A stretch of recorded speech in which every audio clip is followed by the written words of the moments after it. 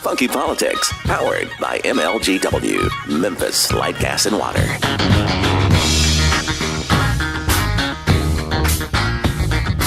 You're listening to Funky Politics, powered by the Kazuki Network.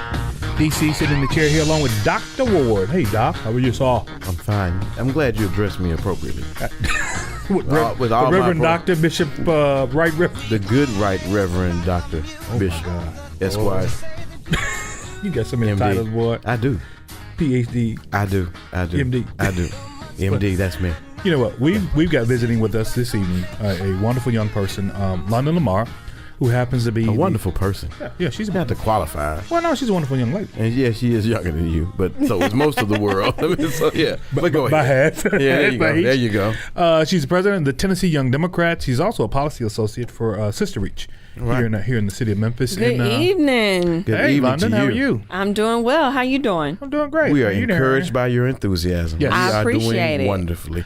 Wonderful. We brought you here to beat up on no, we didn't. we did want to talk about millennials. Yeah. And That's what's up. Because that's what's up. That's what's up. Not just in our local community, but that's what's up in the national community. Absolutely. But a lot of people it's still an enigma to a lot of people. Yeah. So can you kind of explain like what a millennial is from a demographic perspective, and what makes the whole issue of millennials such a big issue as relates to elected politics and just to society in general? Absolutely.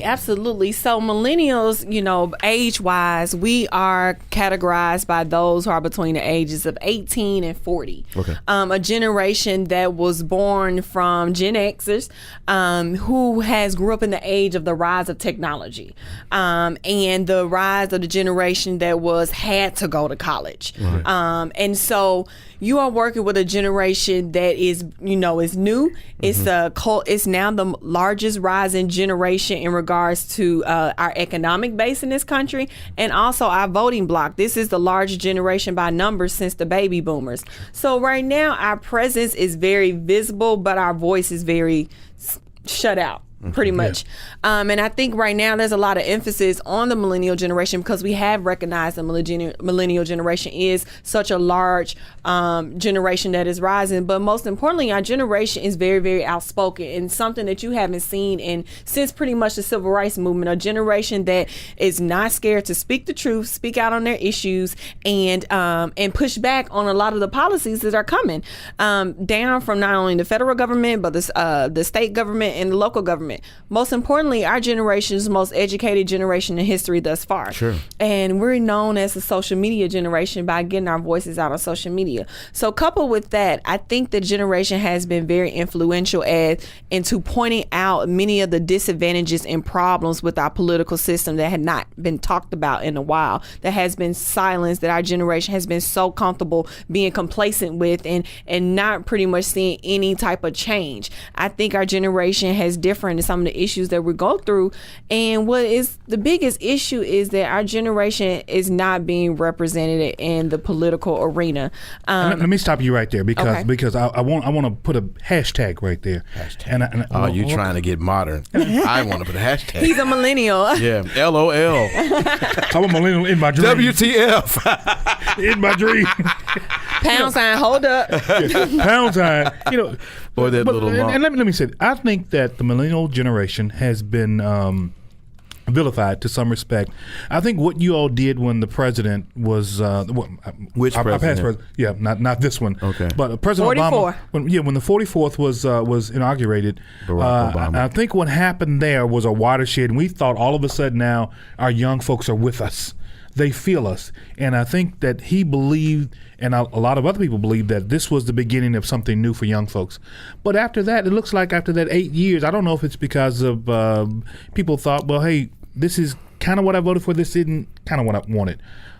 Maybe it's a lot of the same. And then you came along with this Hillary deal and you got Trump, and I think some folks stayed home.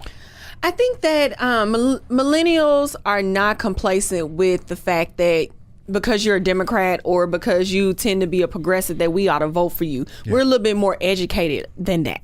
Okay. I think what we have done is we stand behind candidates who have a track record that supports us and our issues. And what Barack Obama exemplified as a change to the system, something different. Our generation includes more And you're people saying of color. Donald Trump doesn't represent a Oh, change absolutely. to the system? That's a change. I feel to the system. like I'm living in the 60s for the first time with Trump in office. But what Obama gave us hope and change. I remember when Obama was elected, I decided to change my major. I applied to every college as a engineering major because I thought as a black female that was the only way I was going to make a decent living. Yeah. And then he inspired me for change, that things are possible, that despite everything that we're going through, you can make it. And I think that one thing that millennials we're dealing with that most of our other generations don't is high debt, lack of jobs. We need something different. And I think that with Obama, that's what he inspired. But Hillary Clinton, that's what she couldn't inspire, because she did have such a deep track record of regressive policies that millennials felt like has contributed to their downfall. Was it regressive, or was it just more of the same sort of Washington wonk that was from the 90s and the time? I think that that's part of it. Was she represent that status quo, that establishment type politics coming down from Washington? But I think she also has a track record that she had to answer for, that millennials wasn't going to let her slide on, especially when it comes to that crime bill. In 93. Her husband. Right. It was a lot of things she had to answer for. And at this point, millennials, they felt like. And you had access to technology, so you had the ability to look to it all research up. all of that. I got one for you. Take 30 years off Bernie Sanders. This is a wishful thought. Take 30 years off Bernie Sanders and give him a little black hair and not the bad comb over. Could he have been the president? Would millennials have supported him had he been a younger guy? I think millennials supported him anyway. No, I'm talking about to a greater extent, because he didn't win. Yeah, but if everything was the same and he was just 30 years younger, I honestly think he would have.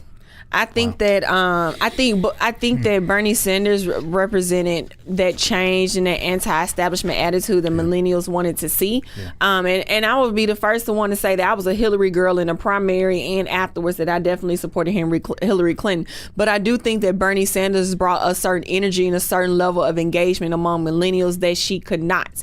And I think that he also displayed that same level of excitement and energy that Barack Obama had. He wasn't afraid to take a stance on the issues. He wasn't afraid to speak out. He talked to people of color. He talked to the economic burdens that we're experiencing that Hillary Clinton could not speak to.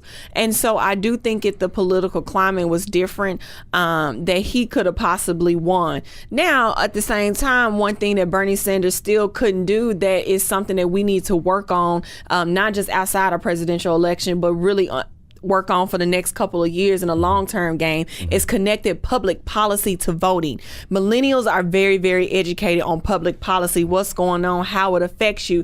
Right now, they don't necessarily know how to connect public policy and seeing a change in how we get people elected to push those. And so because the folks in office right now, which are folks from Gen X and baby boomers who do represent this establishment, who are not aggressively attacking laws that are going to benefit us, knowing that we're the largest rising generation in history and the largest rise in economic base. I think the mere fact that these folks keep getting elected and then, we're steady speaking out against these issues, there's a complete disconnect and there's a complete trust of the political system right now. And quite honestly, a lot of millennials feel like they don't need the government to do it. But I think the irony of that, though, is that the thing that's the connecting link are the bodies of the millennials themselves. Yeah. You've got to get up and vote. That's how you connect it. And I get the idea of of the stance that you take and where the courage comes from, because a lot of the courage comes from, and I don't take anything away from millennials, is that you have a group of people, the younger end of which have never lived at a time where there was a war conflict, where there was a major civil rights conflict, where there was anything but prosperity, the prosperity of America and everything that America had to give. So what you were taught in social studies and American history and on and beyond and fed was the positivity and the dominance of America and the opportunity of America. So, those older folks, those baby boomers, they were around when assassinations were occurring. They were around when wars were occurring. And so their trepidation somewhat comes from that. And I understand that, they've been through, very tough time periods where they were able to see all these things. But I think that they must take responsibility for the fact that they didn't continue to educate us on the political process and engage us in politics. My first teacher in politics was not my social studies teacher. It was my mama taking me to the polls with her every election, let me and my sister fight over the buttons of who she wanted to vote for, and that setting the precedence in my household. So I think that we need to take responsibility as a community and for the lack of millennials engagement, because we did not teach them the importance of being involved in the political process. And that doesn't necessarily mean that you need to be involved in the political parties like I am, but that means to understand, give back, volunteer, vote. Helps. I mean, understand, but I think and but all the voting is the civic end point. responsibility. Right. The voting is the end point, but I think if you develop some level of civic responsibility, then voting automatically becomes a civic responsibility, or what I like to call a civic obligation. Sure. So at this point, I think that, we recognize what's wrong with the system, but I think, we can't blame millennials and say, oh, you need to go vote and think that it's going to happen. I think there needs to be a holistic approach to how we're going to further engage this generation into the political process and civic engagement so that we can make better change for our communities. London, where are you going to go next? Where are you going next? All this bottled up in you. Where are you going next? Tell us. Tell us right here on Funky Politics. Where you going? Where you going? I am going for state rep next year. I am.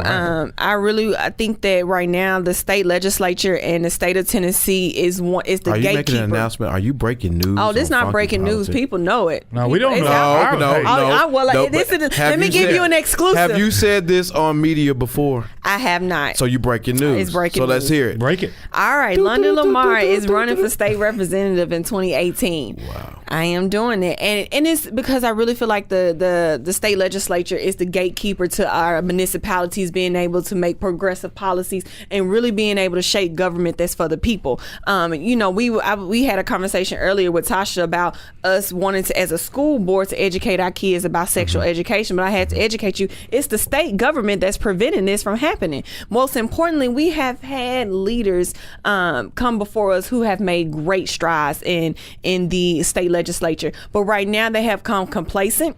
Right now we have not further pushed the issues that needs to be pushed. Right now, why the only successful Democratic leader is the youngest one? And I won't say the only, like nobody else is doing good work, but the one who is killing it. I'm talking about even with the red government, she is still passing bills. Who is that?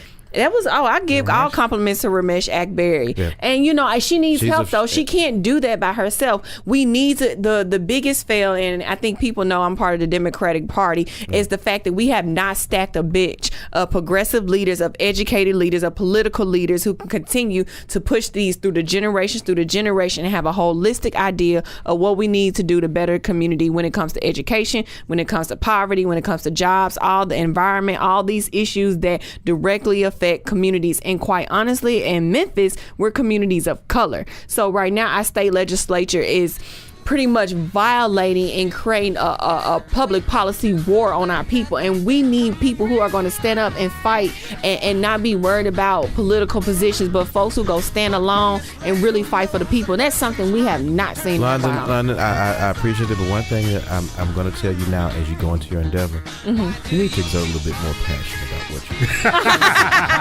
do. It's not enough? No. And on that note, you're listening to Funky Politics, powered by the Kazukia Network.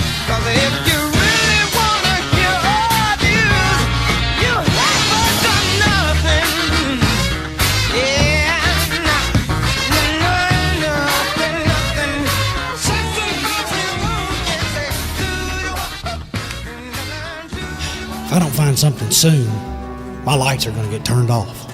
How am I going to cook for these guys with no power? I've already applied for so many jobs. I hope I can get this one so I can pay my utility bill. What's this? Well, there's the perfect way to help my family and friends. Help someone you care about through MLGW's Gift of Comfort program.